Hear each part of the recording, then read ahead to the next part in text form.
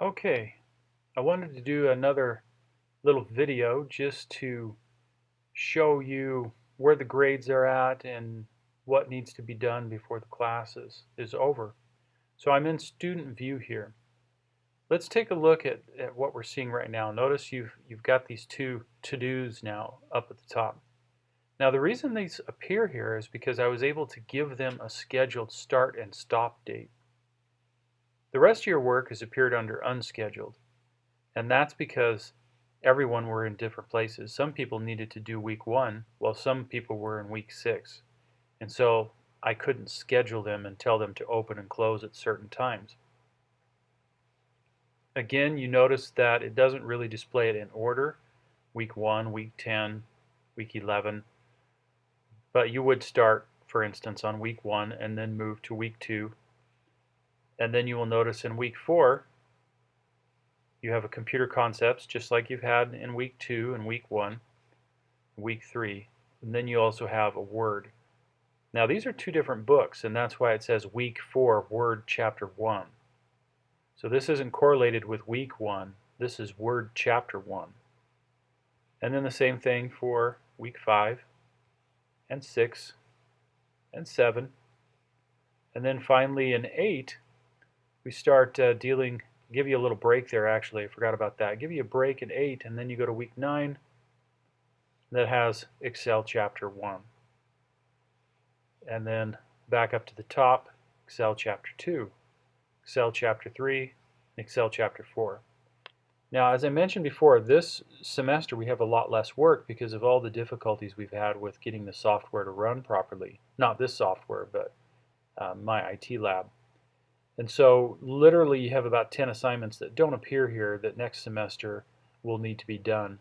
We also do 4 Access assignments and we do 4 PowerPoint assignments and study guides as well. So the workload is significantly less this semester in my course because of all the trouble and hassle that we've had to deal with. Now up at the top under To-Dos, these are your study guides, and there are 2.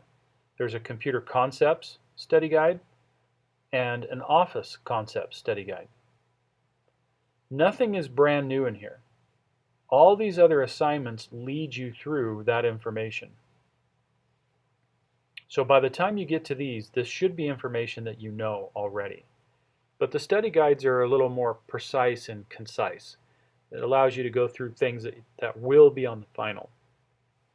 Now I will tell you that the finals will be done in the same way, and so you'll actually have some exams. They'll look like this color, and they'll appear at the top, but they're not going to appear there until it's time to take the final exams, which will be from Monday to Wednesday of finals week. And so I'll have those finals open for 3 days. Take them during those times from Monday to Wednesday, and I'll actually post that and I'll send it out in an email to let everybody know and remind them that you have until basically Wednesday 12 p.m. to get those tests done.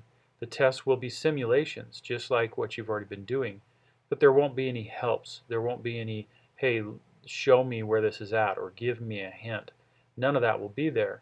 So please, as you go through these study guides, make sure that you're taking the time to really understand the concepts, that you're not just saying, well, I don't know, so give me a hint. Oh, that's how I do that. Make sure you've gone through it enough so that when you do the test, you won't be lost because you aren't going to get any hints. It will be a final exam. These also are a little bit longer. So these will have a few more questions on them than the actual finals. I say finals because you'll basically have 30 questions from here and 30 questions from here. And so they'll be shorter. It'll be basically you've got one test, but you will click one of them first, take it, and then click the other one and take it. And I'll probably also send out a little video that'll show you how to do that right at the beginning of finals week so that you have it available to you. Honest truth is I'll probably open up the final on that Saturday before. It's probably when I'll do that. So let me show you grades. If you go up here to the top, you have grades. You click on that. And you'll notice I haven't done any work. This is under a pretend student. And it doesn't necessarily list things in order, which is really annoying. Hopefully they'll have that fixed. But it does show you per assignment what you've gotten on those assignments. Now, then down towards the bottom, these are your Word and Excel assignments and what you got on those. And then you can see here that there's a Computer Concepts Final and an Office Final. That's figured into your total grade, but of course you can't take them yet. The study guides are also figured into your final. So prepare for the final is what they both say. You need to get a score for those. You need to do those. That's part of your work. Then down here at the bottom, I've got what did you receive on all your Word assignments? You can see that I haven't done anything really. What did you receive on all your Excel assignments? What were your totals for all the assignments for chapters 1 through 5? What was the total for all your chapters 6 through 13? And then this grade total. Now the grade total is very much like a progress chart. This total will go up as all of this work is completed. This total also includes those final prepare for the final portions. And so that grade includes this. It doesn't include actually the final exams. That'll have to figure in differently because these have to be, your final exam total has to equal 10% of your grade according to the rules that we have for the class. And so 5% from one and 5 from the other. So I'll have to figure that out and put that in later. So again, when you look at grade total, you may look at it and go, wow, I've only got a 30 there. Well, that's basically telling you you've done 30% of the work. Unless, of course, you've done poorly on all the work, which is usually not the case. People usually get 100 on all their work. And so this is really a gauge for how far along am I. That's why I also broke it down into, have I completed chapters 1 through 5? This should be 100% if you completed that.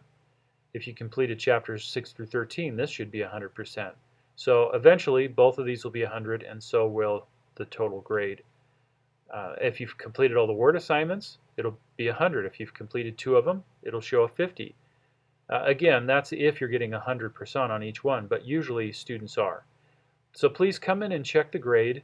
If you have questions on it, let me know. I have moved over all of the stuff from my IT lab that people did. The only things I didn't move over from my IT lab is if you got a really low score. So if you, say for instance, started the Word Chapter 2 assignment but then said, wow, this is just such a hassle, and then you quit, and that means you got like a 20% on that. I didn't move that grade over. I just figured that you would go ahead and do the Word Chapter 2 here. But let me know if you feel like you're missing something, like, hey, I think I did further in my IT lab and it's not showing it here, then please send me an email and I'll take a second look because mistakes do happen. There was a lot of grades to move over. So again, that's found here under grades. Just click that and then look down through. You really want to go to the bottom and then take a look at the cumulative grades, all Word, all Excel, chapters 1 through 5, 6 through 13, and the total. Look for those. The rest of them are really kind of to show you that, oh wow, I didn't do Word Chapter 4. I've got a 0 for that. And then you know you can go back and do that. You can also do these more than once. You will be able to do your prepare for the finals more than once. Now your test you won't. It will only take 1 score. But preparing for the final, you'll be able to run through these more than once if you'd like to. If there's any questions, please email me or call me and we can clear whatever up that we need to. Thanks.